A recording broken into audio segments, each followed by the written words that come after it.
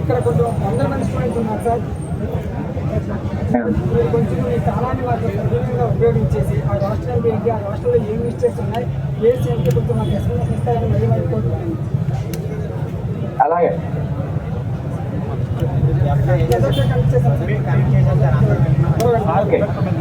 ఇప్పుడు reservations, vertical reservations, horizontal reservations అని రెండుగా డివైడ్ చేశారు.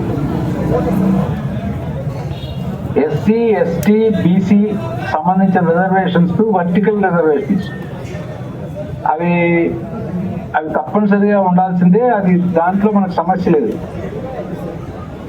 హారిజాంటల్ రిజర్వేషన్స్ అంటే women reservation, sports persons, ex service men, అలాగే people with benchmark disabilities అంటే వికలాంగులకి ఇచ్చే రిజర్వేషన్స్, ఇవి హారిజాంటల్ రిజర్వేషన్స్.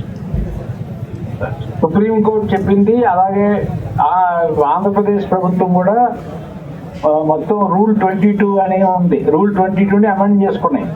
దాని ప్రకారం హారిజాంటల్ రిజర్వేషన్స్ కి ఎట్టి పరిస్థితుల్లో రోస్టర్ పెట్టకూడదు. రోస్టర్ అంటే ఏం లేదు, ఒక 100 పోస్టులు వరుసగా పెట్టి వాటిలో ఏది ఎవరికి అనేది కేటాయిస్తారు.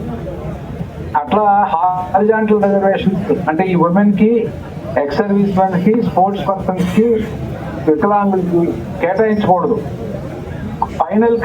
ఫైనల్ సెలక్షన్ అయిపోయిన తర్వాత మెరిట్ ప్రకారం వాళ్ళు కనుక సపోజ్ ఆడవాళ్ళు 33% లేకపోతే అప్పుడే లోయెస్ట్ మెరిట్ విద్యార్థిని తీసేసి మహిళల్ని పెడతారు.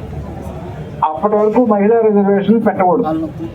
అలాగే 4% పర్సన్స్ బెంచ్ మార్క్ డిజబిలిటీస్ అంటే వికలాంగులు ఉంటారు.